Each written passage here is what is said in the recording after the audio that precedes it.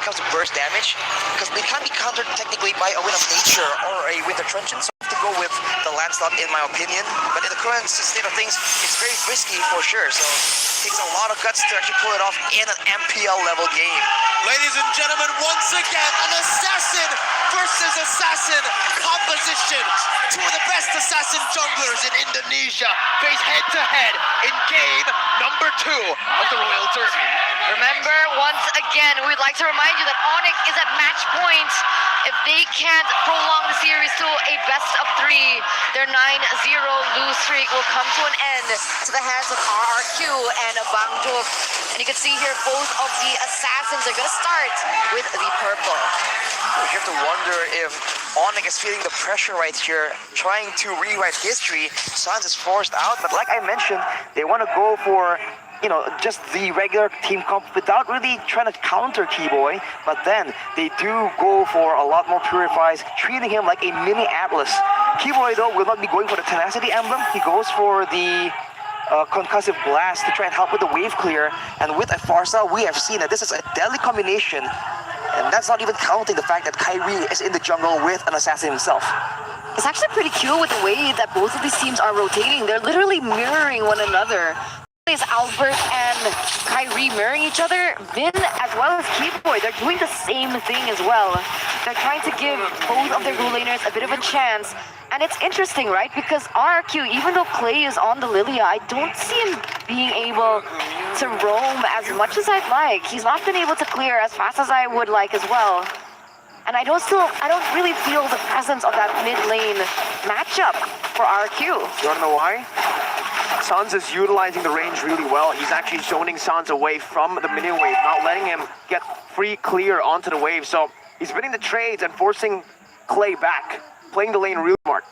But now Clay is adjusting. He's going for a very cheeky lane gank towards the EXP lane. And knowing a Fredkin and 11 matchup is going to be a bit of a fist fight where Clay will just out of nowhere pop in and try and change things around. Interesting move again. It's going to be the roamers clearing out the mid lane. Meanwhile, Sans will be able to pick up that XP lane to get level 4. Everybody right now, level 4. Lemon going to be slain right now, but the shadow kill doesn't come out in time. Kyrie though, jumping back, not utilizing the shadow kill. First blood still up for grabs for both of the teams. And Boots jumps in with a taunt now, connecting on the 2. The stun connecting on a Vin. Sans still holding on with the damage coming in. It's still going to do without blast. But Keyboy with a flicker changes it around. Keyboy will be slain as well though. That's a 1-for-1 as Kyrie jumps back and forth. Still dishing out the damage now. Picking up another. Ooh. Walking in with a taunt. Albert onto Sans, who's going to be stunned up. The damage comes through. Albert with third road. One more hit, but he gets taunted up and stunned up. Albert will fall to the hands of Sans, and ONIC pick up a 3-for-1. They pick up a 3-for-1, and now they're going to be able to get a neutral objective on the board as well. The turtle going to be uncontested for them, as they have been able to win in this early game. Okay, Vin nearly took it, but Boots still able to help him out there. That's the crowd control advantage coming in strong right there. Keyboy canceling out the Numinum Blast. Boots with the taunts and Sans with the stuns. It's just a bit too much for RRQ to try and match up early on in a 3v3. Maybe waiting for the team fight is what they want to do. The talent prediction though is the same thing, isn't it? Same thing, 4 versus 2. 2 being me and Mirko. We're just alone. It's okay. Right now. It's okay. It's okay, right? I mean, why did you go for ONIC? Why did you go for ONIC? Ooh, Kyrie first card. Oh. Yeah, okay. Okay. Why did you go for RRQ? Oh, no, never mind. I'm asking Arashi why he goes for RRQ. That's like a wise water question. Anyways, Lemon, what happened? In an XP lane, gonna be taken out. Now it's that kind of revenge. The snipe, everything popped in. Vin will fall as well. ONIC now with a 5-kill lead on the board. A 2,000 gold lead as well built up. Blazing the way to be popped in, but Kyle's Revenge is going to be able to find its mark. CW not having the render shot, but Kyrie jumps into the back line with the shadow kill. Skylar able to escape, but Kyrie finds the shurikens. Clay now looking for a trade, but will be gunned down by CW. Poked away. He's looking for a snipe, but it's only on to the turret, as Sans doesn't get the feathered airstrike down in time. Now you can see the exact opposite situation here. ONIC are the ones that can engage. There's a lot more crowd control, and RRQ are the ones always tentative when they're approaching a fight. Later on, though, they have the advantage of having a lot more DPS with that Lolita, well, not Lolita, the Lilia in the mid lane. But I think that they have what it takes to try and block, they have counters technically, right, against the members of ONIC.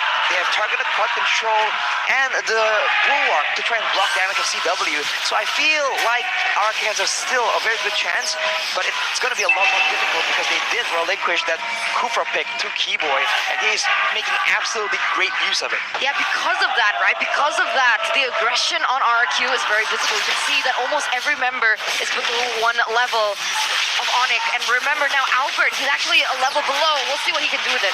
Lemon chains EC to put an airstrike. Comes down, Boots with a flicker. Appraiser's wrap to the backside. Lemon gonna be forced to back away as he jumps in. Again, mounting Boots. But after him now, blast! Onto two! That's the follow-up from the baby alien! And that's the target revenge connecting on the fence. Still able to survive. CW picks up a lot of kills. Now with the gun down and the flicker to pick up a double. Kyrie falls, but ONIC rises to pick up the turtle. Skylar gets a trade up top, an objective traded in for the turtle, but Sans has placed in some damage onto the mid lane. Skylar is rotating back into the mid lane to try to savor it.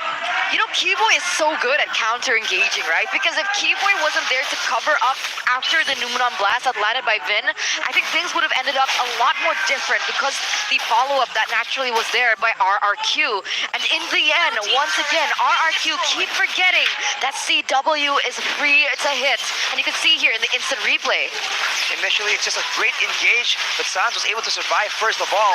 And afterwards, Clay has a lot of damage on the Lilia, but not nearly enough. It is a hero that really does a lot better in the late game still. So now, in this mid game, is actually a weird situation where, with Lilia, right, the level 1 to 2 is very, very strong, but afterwards, it's a bit of a dip until the late game, where after the Enchanted Talisman that he has built up right now, he also requires a few wands to try and get the ball rolling. The Ice Queen's wand, the glowing wand, and without that, he cannot hope to match the damage output coming in from ONIC. Now at a 4K gold lead, you have to wonder if they've made too big of a blunder to recover from, because ONIC have full control right now, and you can see them stalking their prey. Yeah, to talk about the Lilia, right? I don't think her main focus is damage, right? Especially in the early game. Her main focus is her utility, her slows, but man, CW already dealing out so much damage, and that's why he has his power spike. The BOD already built in for him. But the Boots, again, just the oppressive force. ONIC, the way they win games is through Boots winning in his matchup, and with the Fredrin, that's what they secured for him. It's a very strong hero indeed, having a lot of sustain, a lot of tankiness, and weirdly enough, deceptively high damage. So Boots definitely will enjoy using that hero, but later on though, with more items being built by RRQ, I do feel like he's playing a bit too aggressively. He can enjoy it for now, but he needs to adjust later on, because otherwise he will get bursted down once the members of RRQ have enough damage. Skylar though will be able to clear out the top lane, so RRQ is slowing down the pace at a 5k gold deficit. It's definitely very difficult. You can see Kyrie trying to exploit the 1v1 solo potential on that Hayabusa. Kyrie's so annoying, man. Look at that. Look at the way he rotates, right? He doesn't give RRQ breathing room at all. He puts pressure in the bottom lane when everyone's at the top, and because RRQ isn't as mobile as ONIC right now, honestly, it's putting them in a top position, but Skylar! Beautiful purified to escape, but CW there not connecting onto his Renner shot. That could have been so bad for Skylar, losing the entire wave, but somehow he makes the aggressive play with the Blazing Duet to actually clear out the wave. Some might say it's greedy, but for Skylar, it's calculated. Looking at the player's gold right here, Skylar is still below Kyrie and CW, not far behind though.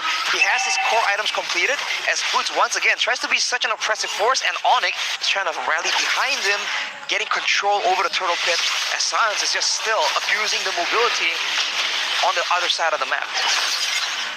Keyboy was charging. I thought he would have been able to pick off Clay there, but he doesn't commit onto it just yet. It looks like ONIC Esports have been better at controlling the side lanes, but Numenon Blast? Numenon Blast gonna be able to connect right there. CW can be taken down, and that's Albert who picks it up. Sans though finds the gold laner as well.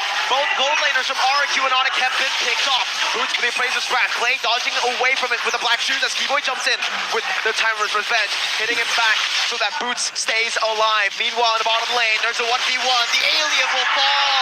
Kyrie will not be abducted today. Wow, a 1v1 in the midst of all that, and all things considered, it's still a gold swing towards the side of RRQ, I believe. It was almost a 5k gold lead earlier. Now it's only 4 as Vin gets jumped on.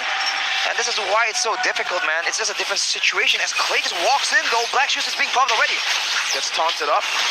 T-Boy actually was able to steal the purple buff away from Albert with a basic attack and a bouncing ball. Bit of a solid resource advantage right there, especially considering that Kyrie will be able to secure his own purple buff right here, right now. Oh, it gets resetted though. T-Boy already charging in. Ooh, Vin is blocking the shots with the bulwark. That's very good placement, but look at the waves right here. RRQ have an advantage. ONIC are the ones hoping to make the play happen, but Clay needs to be very careful, man. Now, especially with the Black Shoes down, with the Purify down, he needs to stay in the back. His role is not to probe for information with spells because he has no range like that. And Kyrie, using that window of opportunity, has cleared the top side, rotating towards the Lord yet again. Only an Ice Queen's once built up for Clay.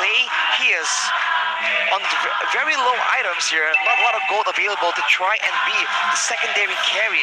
Whereas you can look for the side of ONIC, both Sans and CW, they have a lot of damage and a lot of range being the key factor here.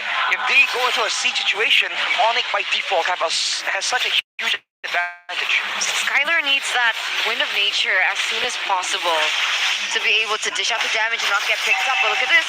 Lemon gonna be chain CC there. That snipe connecting onto Albert as ONIC are able to secure the Lord. Lemon now with the split is able to disengage. Skylar gets that Wind of Nature. A bit of respect over towards ONIC, who built up a 6.2k gold lead.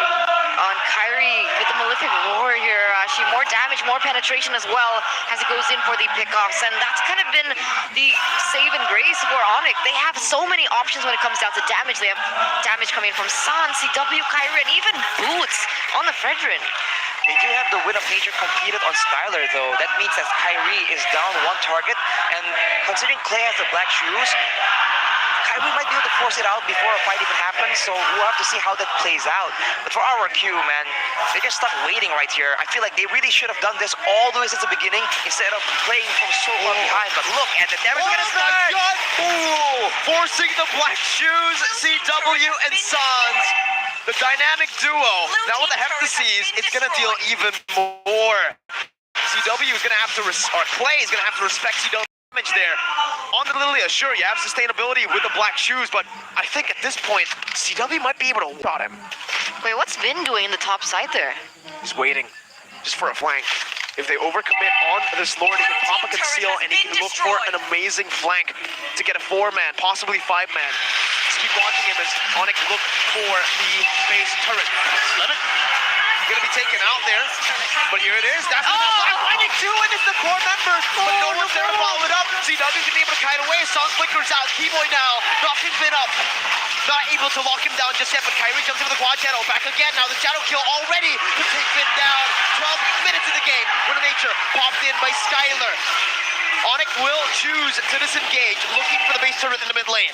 Guys, remember, look at this 9,000 gold lead. Sans trying to deal out as much as he can, but Albert tries and go for a kill, but Sans is still able to escape. ONIC, it looks like they're gonna disengage now. I thought they were gonna go for it, and that could be a mistake. You're playing it more calculated, but Albert gets jumped.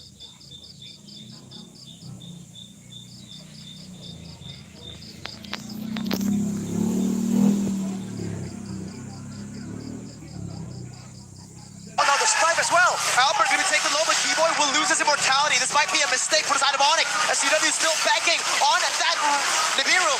Now he swaps. Boots gonna be able to bring Lemon back onto the fray. Kyrie on the back will slay them. T-Boy will fall, but so does Lemon. It's a 2-for-2. But ONIC still have their damage dealers. Whew. Clay just doing a lot of damage right there. That's why we're talking about respecting the potential of the DPS.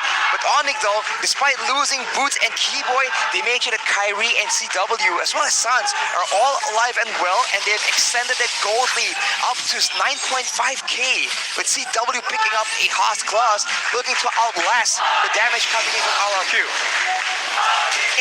It's insane how both of these teams are playing, honestly, up to this point. Remember though, they are going to start collapsing once again around the next Lord. But because RRQ have lost 2 inhibitor turrets, they need to be careful when it comes down to the waves, because that is just an opportunity for ONIC to capitalize over and maybe looking for a split push. And here we go. Let's see what both of these teams can do with it. Albert gets chunked to half HP with the Ponchato Shuriken combo. Albert gonna be pinned down.